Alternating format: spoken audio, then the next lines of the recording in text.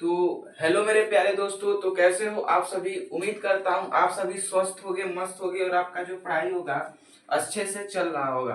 तो चलिए, आज हमारा जो टॉपिक है, आज हमारा क्लास 10th इंग्लिश का जो फर्स्ट चैप्टर है, हमारा जो फर्स्ट चैप्टर है लेसन 1 जो है हमारा, उसमें जो lesson 1 a letter to God है, ए लेटर टू गॉड,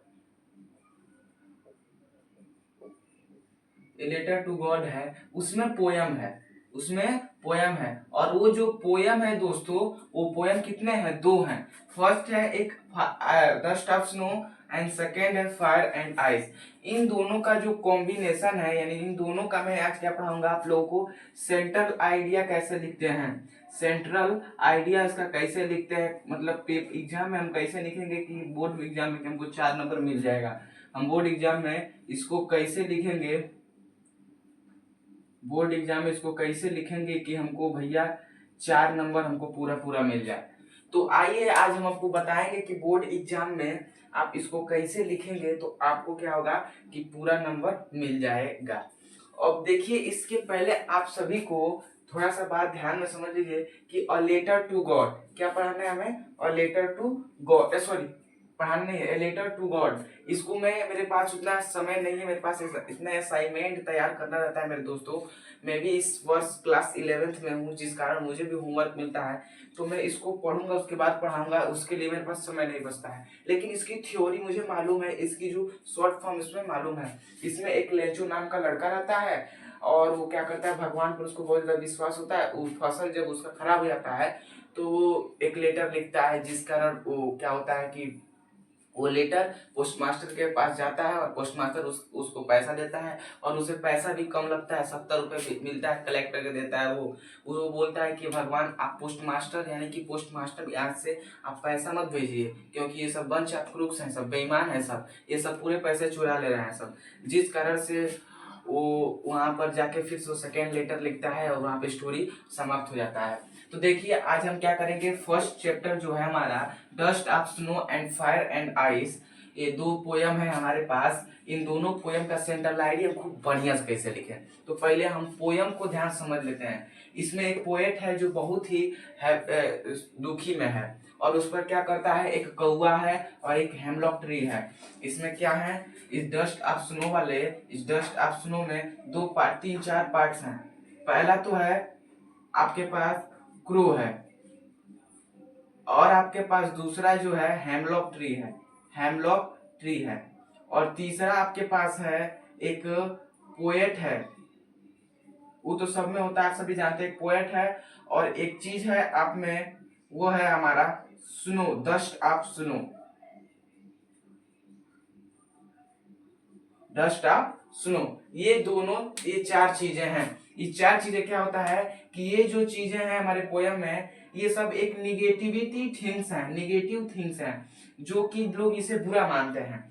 और ये पोएट जो होता है, और ये डस्ट ऑफ स्नो जिसे हम लोग नेचुरल ब्यूटी कहते हैं, इसे क्या कहते हैं, नेचुरल ब्यूटी, जो कि हमें नेचुरल ब्यूटी में माना गया है। और ये निगेटिव थिंग्स होता है। तो ये जो नेचुरल ब्यूटी होता है, ये किस कारण, जब पोएट जब दुखी होता है तो ये किस कारण गिरता है, तो ये जो क्रो होता है, इस डस्ट ऑफ स्नो को, ये जो डस्ट ऑफ स्नो है, ये डस्ट ऑफ स्नो का मतलब हुआ हमारे पास कि जो बर्फ के, स्नो का मतलब क्या होता है, बर्फ होता है। और ये जो डस्ट होता है, कण होता है, यानी धूल होता है। तो जो बर्फ के छोटे छोटे कण होते हैं, वो क्या होते हैं कि हेमलॉक ट्री यानी कि उसके पत्ते पर क्या होते हैं, आके बैठ जाते हैं। और वो पत्ता क्या होता है, क्रो आता है और उसे वो क्या करता है, हिलाता है, जिससे पोएट के सिर पर गिरता है वो, जिससे उसका मूड हैप्पी हो जाता है। तो पोएट इस माध्यम से ये बताता है कि इस पोएट ने इसको बताया कि ये समटाइम्स यानी कभी कभी निगेटिव थिंग्स भी हमारे लिए बहुत ही ज्यादा महत्वपूर्ण होते हैं। बस यही पोयम है। और इसको सेंट्रल आइडिया हम कैसे लिखें, तो आइए चलते हैं हम लोग सेंट्रल आइडिया देख लेते हैं। तो अब हम देखेंगे कि जो सेंट्रल आइडिया है, सेंट्रल आइडिया उसे हम कैसे लिखेंगे और कैसे उसे समझेंगे। तो हमारा जो पहला मकसद होता है सेंट्रल आइडिया में, अगर आप YouTube से देख रहे हो तो सबसे पहले इसका स्क्रीनशॉट ले लीजिए, एकदम प्यार से स्क्रीनशॉट ले लीजिए। उम्मीद करता हूं आपने स्क्रीनशॉट ले लिया होगा। तो चलिए देखते हैं, देखो कैसे पढ़ेंगे इसको। क्या करेंगे, इसमें क्या क्या इंपॉर्टेंट होता है। जैसा एकदम इजी लैंग्वेज में मैं लिखवाता हूँ, कोई भी चीज एकदम इजी लैंग्वेज में। देखो, this poem has been composed by, पहले मैं पूरा यहाँ से यहाँ तक पढ़ दे रहा हूँ, उसके बाद इसका अर्थ बताऊंगा, इसमें जो डिफिकल्ट मीनिंग्स होंगी उन्हें मैं बताऊंगा। देखो, जिस पर मैं रख दूंगा, जिससे मैं बताऊंगा। This poem has been composed by, this poem has been composed by, यहाँ पर मैंने नहीं लिखा है कंपोज्ड बाय, कौन से थे, रॉबर्ट फ्रॉस्ट, रॉबर्ट फ्रॉस्ट कौन थे, तो रॉबर्ट फ्रॉस्ट थे। ऐसे देखो, इसको हमेशा आप लोग पोयम जब लिखोगे अपने एग्जाम में, तो यहाँ पर इसको, यहाँ पर जैसे आप ब्लू कलर से लिखोगे सब, तो इसे ब्लैक कलर में लिख देना, जिससे कि आपको बहुत ज्यादा अट्रैक्टिव दिखता है। क्या होता है, अट्रैक्टिव दिखता है। यहाँ पे रॉबर्ट का थोड़ा सा स्पेलिंग मिस्टेक हो गया, रॉबर्ट होता है ना, रॉबर्ट पहले ई आता है उसके बाद आर आता है, तो रॉबर्ट फ्रॉस्ट। तो this poem has been composed by Robert Frost. आपके हर सेंट्रल आइडिया का जो पहला दो अक्षर होगा यही होगा। बस आपको जैसे पोयम बदलेगा, आपका जो लेखक होंगे वो बदलते जाएंगे, जो इस पोयम के ऑथर होंगे वो बदलते जाएंगे। बात समझ में आ गया। तो हम लिखेंगे सबसे पहले कि this poem has been composed by Robert Frost. उसके बाद से जो पोयम है उसे हम लिखेंगे दो चीज की पोयम में क्या क्या है, किसके बारे में बताया गया है। तो देखो हमें क्या क्या बताया गया। इन this poem the poet describes crow, the poet describes crow, crow के बारे में बताया है।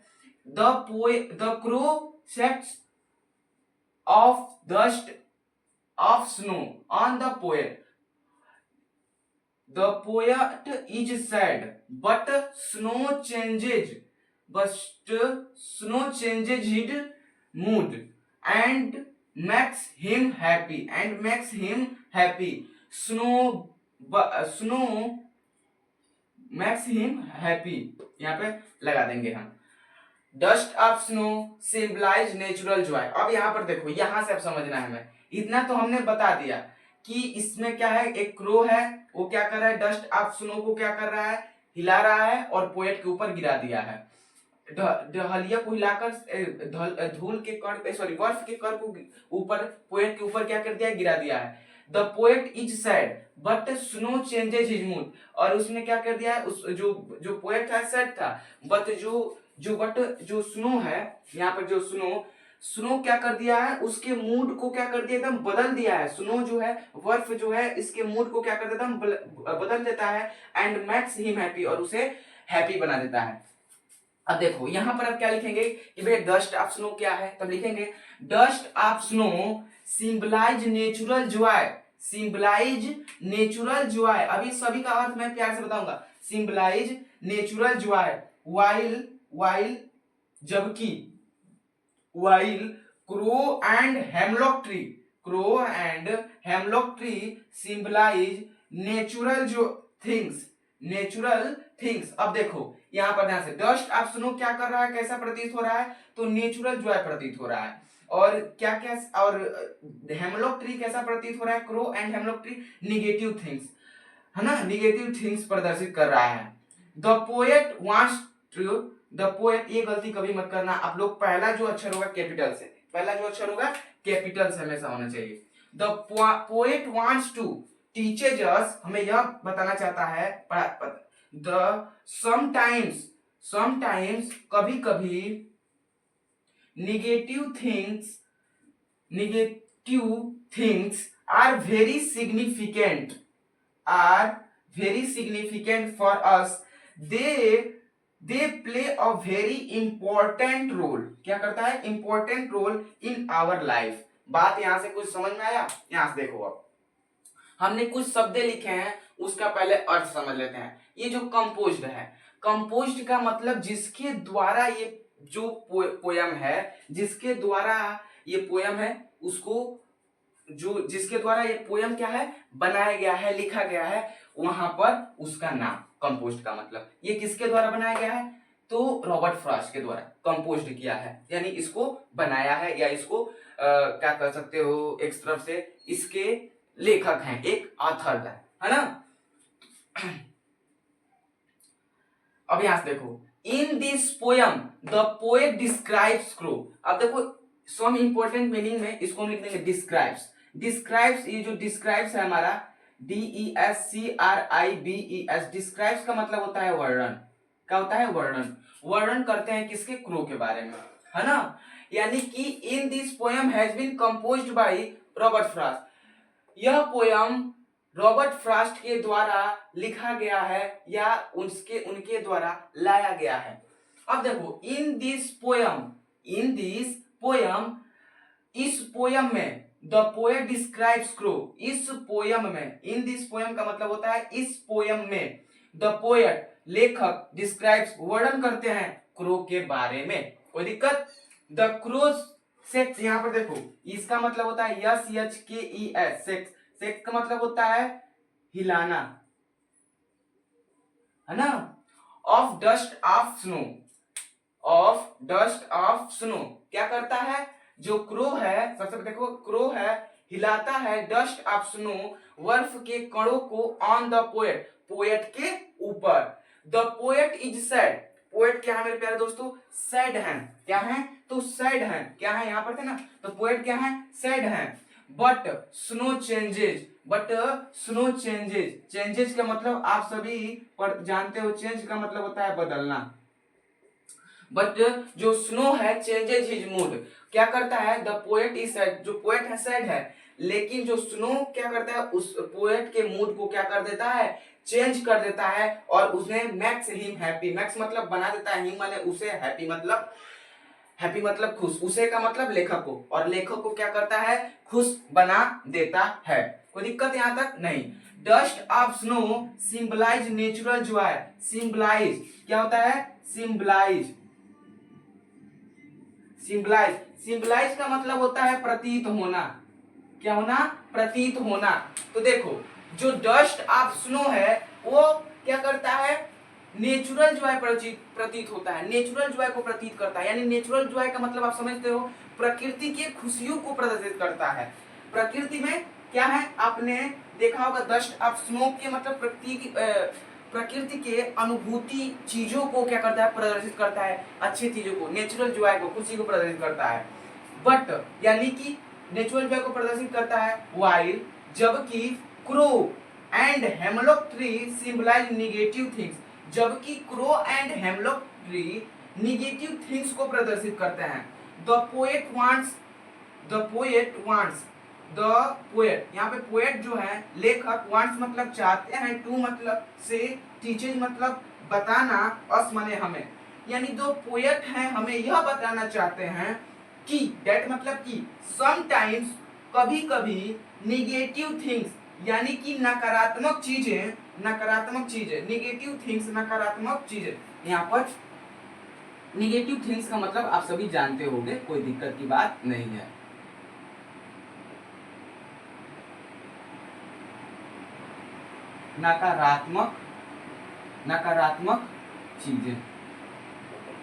नकारात्मक चीजें are very significant, very important meaning, significant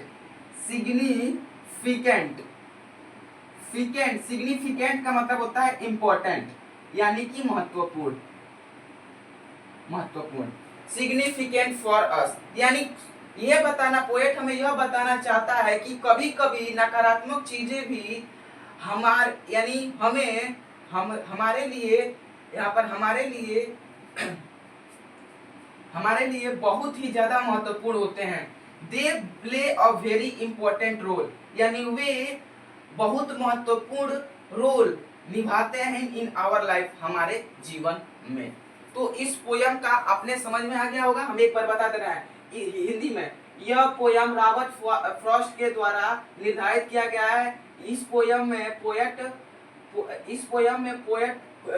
poem में जो कवि है वो क्रो के बारे में वर्णन करता है, और द क्रो है, जो कौवा है, वो डस्ट ऑफ स्नो को हिलाता है, पोएट के ऊपर हिलाकर गिरा देता है। द पोएट इज सैड, लेकिन जो पोएट है दुखी है, लेकिन स्नो उसका मूड बदल देता है और उसे खुश कर देता है। और जो बर्फ के कण हैं वो प्रतीत होते हैं नेचुरल जॉय को, जबकि कौवा और हेमलॉक ट्री प्रतीत होते हैं निगेटिव चीजों के लिए, नकारात्मक चीजों के लिए। द पोएट जो पोएट है हमें बताना चाहते हैं कि समटाइम कभी कभी निगेटिव चीजें भी हमारे लिए बहुत महत्वपूर्ण होते हैं। वे हमारे जीवन में बहुत ही इम्पोर्टेंट यानी महत्वपूर्ण रोल निभाते हैं। तो हमारे द्वारा आप सभी को बहुत ही अच्छा ये अगर सेंट्रल आइडिया लगा होगा तो आप प्लीज इसका स्क्रीनशॉट ये वाला भी ले लीजिए, ये वाला भी ले लीजिए, एक बार स्क्रीनशॉट ले लीजिए। तो उम्मीद करता हूँ आप सभी स्क्रीनशॉट ले लिए होंगे। तो मेरे प्यारे दोस्तों अब हम लोग चलते हैं सेकेंड पोयम पे। हमारा जो फायर एंड आइस है इसी तरह उसको भी एकदम प्यार से समझ लेते हैं। आप सभी को देखो, जो दो चीजें यहाँ पर कभी भी सेंट्रल आइडिया लिखना है तो ये चीजें जरूर लिखनी है, आप सभी को ये चीजें जरूर लिखनी है ना, सब पोयम में। बस यहाँ पे पोएट का नाम बदल जाएगा, जो पोएट होंगे उसका नाम बदल जाएगा। तो चलते हैं अपने सेकंड चीज पे। आप सभी लोग, उम्मीद करता हूँ आप सभी लोग इसका स्क्रीनशॉट ले लिए होंगे। तो चलते हैं अपने नेक्स्ट अपने पोयम पर। तो अब हमारे पास देखो क्या मिला यहाँ पे, देखो इन दिस पोयम। एक बार पूरा एकदम बिंदास से पूरा पढ़ा दे रहे हैं, एक बार क्या कर रहे हैं पूरा बिंदास से पढ़ा दे रहे हैं, उसके बाद से आपको जो मीनिंग्स कठिन है उसको मैं बताऊंगा। हाँ, दिक्कत यहाँ से तो उम्मीद करता हूँ कोई दिक्कत नहीं होगा। देखो यहाँ से देखो, this poem has been composed by Robert Frost. In this poem the poet describes two ways for destruction of this world. First way fire and second way ice. Fire stand for greed and एक बार क्या कीजिए इसका screenshot ले लीजिए, चाहे रहने दीजिए, screenshot भी लीजिएगा, अभी यहाँ पे पूरा मैं बता दूंगा। तो fire stand for grid and desire while ice stand for hate and jealous. In this world people are hating each others, क्या कर रहे हैं each others for the greed and earning money, which can become a big reason for the destruction of this world. If you want to save the world then you should give off all these evils. ये आप बात ध्यान समझिएगा, इसमें poem में क्या कहा गया है। ओके, 2 मिनट रुक जाइए यहाँ पर। तो इस पोयम में सबसे पहले देखिए इसमें क्या क्या कुछ बातें लिखी गई हैं, उस बातों को आप गौर कीजिएगा। सबसे पहले तो आपको मैंने बताया है कि जो 2 लाइन है ऐसे ही आपको लिख देनी है, जैसे कि मैंने इस पोयम में लिखा है, this poem has been composed by Robert Frost. आप बोलोगे रॉबर्ट फ्रॉस्ट क्यों लिखे? तो इस जो पोयम है, ये पोयम इसको भी क्या है, रॉबर्ट फ्रॉस्ट ने, इसके भी कवि हैं रॉबर्ट फ्रॉस्ट ही हैं। अब देखो इस पोयम में क्या हो रहा है कि एक वर्ल्ड है अपना वर्ल्ड, और इसमें क्या हो रहा है, फायर एंड आइस नाम का कोई चीज है। फायर का मतलब आग और आइस का नाम, आइस मतलब बर्फ। अब ये देखो ये फायर एंड आइस कुछ हमारी अंदर की जो कमी है उसको बाहर निकाल रही है, जिस कारण हमारा जो वर्ल्ड है विनाश हो जाएगा, उसके बारे में बताया जा रहा है। तो देखो इसमें क्या हो रहा है कि in this poem the poet describes 2 ways for destruction of this world. ध्यान सुनिए, इस पोयम में जो पोएट है डिस्क्राइब्स का मतलब, जैसा कि मैंने पहले बताया आप सभी को, जो डिस्क्राइब्स है उसका मतलब होता है वर्णन। क्या होता है? वर्णन। डिस्क्राइब्स का मतलब क्या होता है? वर्णन होता है। ओके, तो वर्णन करते हुए कहते हैं कि 2 तरीके हैं फॉर डिस्ट्रक्शन DESTRUCTION।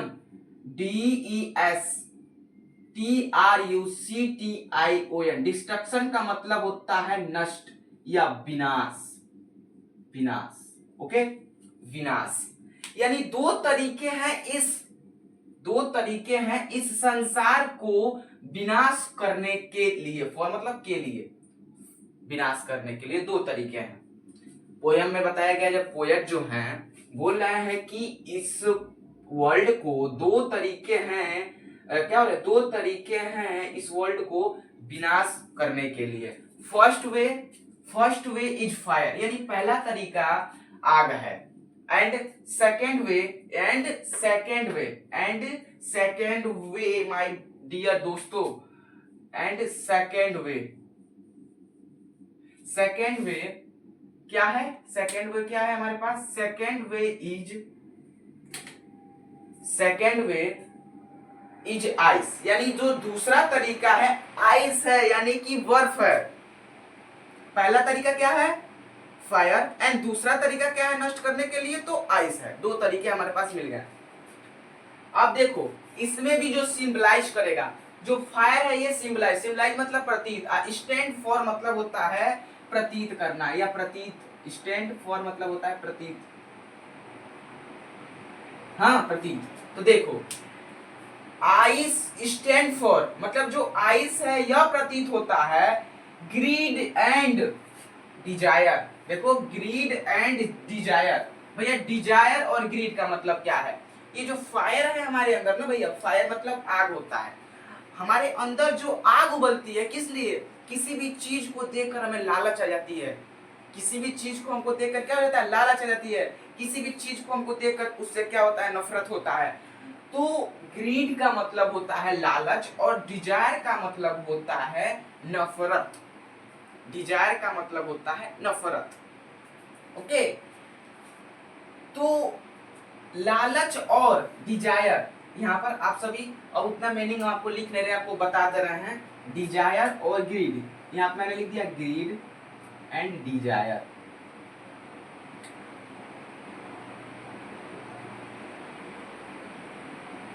लोभ या लालच होता है और इसका मतलब होता है नफरत करना, नफरत, डिजायर।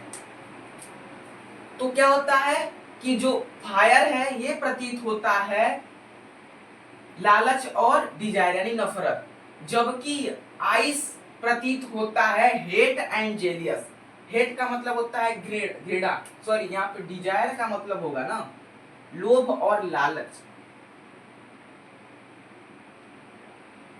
डिजायर, यहाँ पे थोड़ा सा मिस्टेक हो गया, डिजायर। और जैसे मुझे कैसे मालूम चला, तो जो लिखा है मैंने हेट एंड जेलियस, देखो हेट, हेट मैंने लिख दिया और जेलियस, जेलियस। देखो हेट का मतलब होता है घृणा करना और जेलियस का मतलब होता है किसी के देखकर अंदर मन में जलन उत्पन्न होना, जलन। और डिजायर, डिजायर का मतलब होता है, ग्रीडी का मतलब भी होता है लोभ या लालच, डिजायर का भी मतलब होता है लालच, लालच, लालच, दोनों का मतलब होता है हो। यानी किसी को देखकर हमको क्या होता है? लोभ हो जाता है, एकदम लालच हो जाता है, एकदम डिजायर, एकदम उसके प्रति पाने के लिए एकदम इच्छुक हो जाते हैं, एकदम डिजायर हो जाते हैं ना। तो क्या हुआ कि हमारा ये जो ग्रीड एंड डिजायर है वो हमारा फायर का है, और हेट एंड जेलियस जो है हमारा ये किसका है? हेट एंड जेलियस तो आइस का है। कोई दिक्कत हमारे प्यारे दोस्तों को तो नहीं। तो in this the world people are hating each others for the greed and earning money। यहां से दो सेंटेंस इसको ध्यान सुनिएगा। हमने बोला ये जो ग्रीड है, हमने क्या बोला? ये जो ग्रीड है, ये जो वर्ल्ड है, इसमें जो लोग हैं are hating each others for the greed of earning money. यानी अर्निंग मनी का मतलब समझ रहे हैं? पैसा कमाना। पैसे कमाने के चक्कर में, पैसे कमाने के लालच में, ऑफ मतलब के लालच में, पैसे कमाने के लालच में एक दूसरे से क्या कर रहे हैं लोग? क्या कर रहे हैं? घृणा और खाली घृणा कर रहे हैं, एक दूसरे से क्या कर रहे हैं? घृणित हो रहे हैं, घृणा कर रहे हैं। लालच में, पैसा कमाने के चक्कर में लोग घृणा कर रहे हैं, और यही घृणा हमारे विनाश बन सकता है हमारे वर्ल्ड का। विनाश का मतलब कि वो डिस्ट्रॉय नहीं हो जाएगा, विनाश का मतलब लोग आपस में ही लड़ मर के कट जाएंगे पैसे के चक्कर में, और ये पृथ्वी का नाश हो जाएगा। ओके, तो लोग ईच ऑफ अदर, ये जो ईच ऑफ अदर मैंने लिखा है आप सभी को ध्यान सुनिएगा, एक दूसरे से होता है। ईच ऑफ अदर का मतलब होता है एक दूसरे से। पैसा कमाने के चक्कर में लोग क्या कर रहे हैं? अर्निंग मनी का पैसा कमाने के चक्कर में एक दूसरे से क्या कर रहे हैं? घृणा कर रहे हैं। विच जिससे कैन हो सकता है, बिकम हो सकता है, अ बिग रीजन एक बड़ा कारण for the destruction of this world जिससे या जो एक बहुत बड़ा कारण हो सकता है इस वर्ल्ड को नाश करने के लिए, विनाश करने के लिए, हाँ फॉर के लिए। If you want to save the world यदि आप चाहते हो ऑफ दिस वर्ल्ड इस संसार को सुरक्षित करना, आप चाहते हो इस संसार को सुरक्षित करना, तो देन यू तब यू आप शुड गिव अप यानी त्यागना, आपको क्या करना होगा, छोड़ना चाहिए, ऑल दीज वर्क चाहिए, शुड मतलब चाहिए, यानी आप अगर चाहते हो इस वर्ल्ड को सेव यानी सुरक्षित करना, देन तब आप गिव अप छोड़ना चाहिए, ऑल दीज इविल्स यानी आप सभी अपनी जो आपकी जो सभी उन उन इविल्स मतलब इविल्स यहाँ पर लिख देना भैया, इविल्स इविल बहुत ही महत्वपूर्ण है। इविल्स का मतलब होता है बुराई, है ना। तो ये सभी बुराई को क्या करना पड़ेगा, सभी बुराई को क्या करना है, त्यागना होगा, त्यागना चाहिए यानी कि छोड़ना चाहिए। तो यहाँ से हमने बताया कि जो पोयम जो है, इस पोएट ने बताया है कि जो पृथ्वी है, डिस्ट्रक्शन है, दो तरीकों से नष्ट हो सकता है। फर्स्ट तरीका है फायर एंड सेकेंड तरीका है आइस।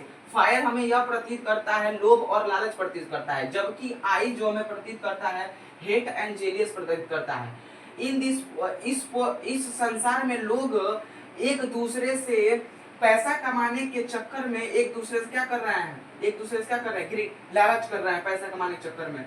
विच जो कैन बी यानी कि जो बहुत बड़ा रीजन हो सकता है हमारे इस पृथ्वी को यानी कि इस वर्ल्ड का नाश होने में। यदि आप चाहते हो इस संसार को बचाना तब आपको अपनी सभी बुराइयों को त्यागना चाहिए, सभी बुराइयों को क्या होना चाहिए, त्यागना चाहिए। कोई दिक्कत यहाँ से तो हमें नहीं लगता है, आप सभी लोग आराम से स्क्रीनशॉट ले लीजिए इसका। तो उम्मीद करता हूँ आप सभी लोग क्या किए होंगे, स्क्रीनशॉट ले लिए होंगे तुम्हारे प्यारे दोस्तों। तो इससे मेरे प्यारे दोस्तों आप मेरे तो बात सुनिएगा कि आप सभी को वीडियो जो थोड़ा भी अच्छा लगा होगा तो प्लीज, बहुत ज्यादा मेहनत लगता है सब ये सब अपने पास से बनाना पढ़ाना ये चीजें, तो आप लोग थोड़ा सा समझ सकते हो कि इसे बोर्ड पर लिखना बार बार मिटाना ऐसे बहुत ज़्यादा मेहनत लगते होंगे। आप लोग खैर आप लोग को बस पढ़ना है, आप लोग अच्छे से पढ़ाई कीजिए और आपको वीडियो थोड़ा भी अच्छा लगे तो लाइक सब्सक्राइब कर शेयर जरूर कर दीजिए, हमारे चैनल से जरूर जुड़ जाइए, क्योंकि आपका जो 10 का कोर्स है ना उसमें जितने पोएम्स हैं उनकी सभी सेंटर आइडिया मतलब इजी तरीके से बताएंगे और समझा कर बताएंगे। तो धन्यवाद, thank you for watching this video मेरे प्यारे दोस्तों।